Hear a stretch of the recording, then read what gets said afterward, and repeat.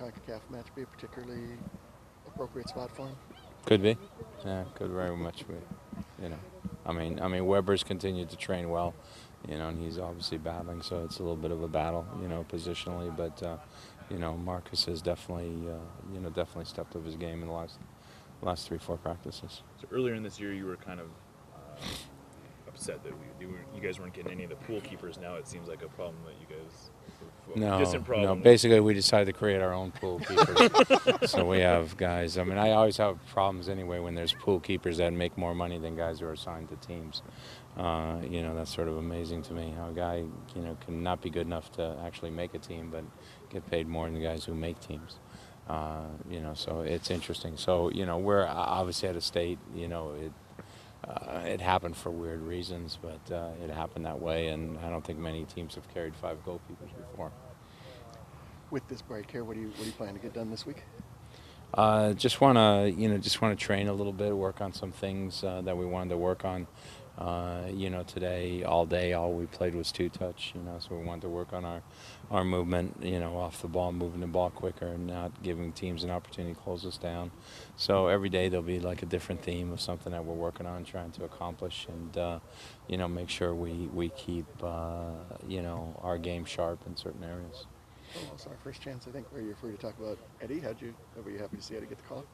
Yeah, it was good. It was good for Eddie. I mean, obviously he's worked very hard, and he's been scoring goals, and for him it's a great opportunity, and we'll see how things go. I know Jurgen had him on his mind, and I thought it probably wasn't going to happen until the next qualifying round, but circumstances obviously dictated different, and he decided to bring him in now. So hopefully it goes well for Eddie, but it's certainly a chance he deserves based upon his performance in league play.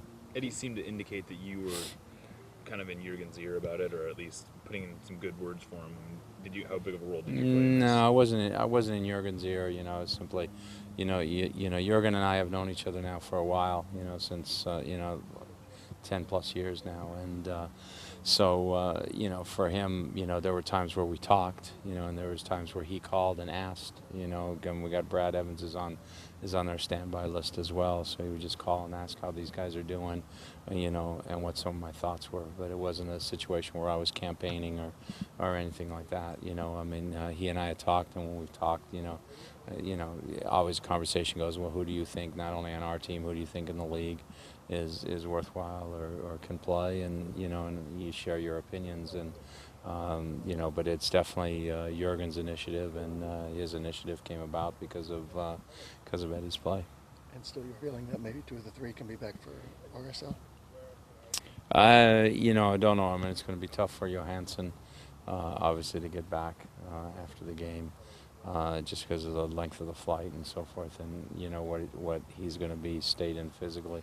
Mario Martinez, again, there's not, you don't have a ton of flights out of San Pedro Sula, so the options are a little bit limited. And if you take the one out, like we took out, you still only get in like at 8 at night, and that's getting out pretty early.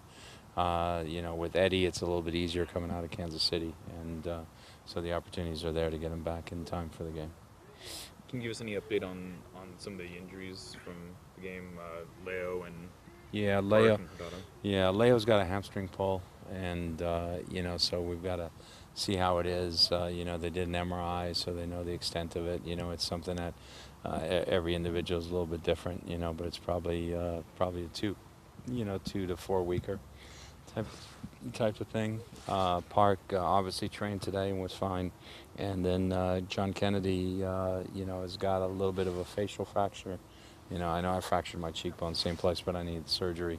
Doesn't need surgery or anything for it, it's a fracture that's there. So now it's a matter of being careful the first few days, because there's blood buildup. You don't want to mess up the sinuses or anything, and just let him get into training. But then there's a question of can he play? Is there some sort of mask that could be possibly done to help him get out there and play?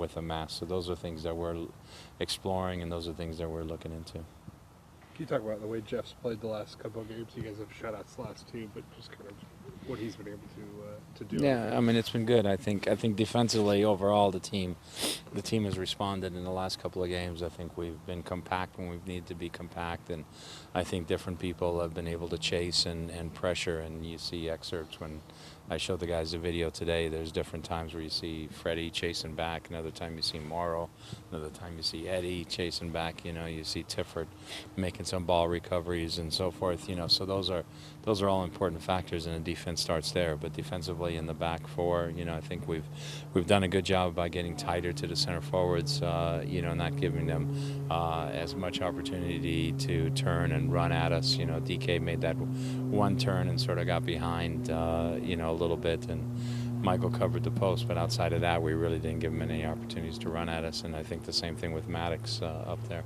It seemed like he's been able to recover when he's had those opportunities where guys would get out on runs. Yeah. Jeff's got. I mean, Jeff's got good speed. I mean, he's got better speed than you expect because he's not one of those. Some guys look like sprinters. Some guys look faster than they are, and you know. And there's other guys who, you know, I used to have a guy at UCLA, but he thought he was really fast, and he's actually the slowest guy on the team. So every time we'd put him in the game, the other team would say, "Hey, we've got to mark him, watch his speed." And I'm just sitting there, I'm laughing because he's easily the slowest guy on the team. But you know, so you have guys like that. Park doesn't look fast. Kennedy sometimes doesn't look as fast as they actually are. You know, and I think both of them have above average speed for sure. You've had quite a different group of forwards that you've gone up against. DK, Maddox, and then the next three coming up are all kind of different types. So how much of an adjustment do those center backs have to make when the matchups are so varying?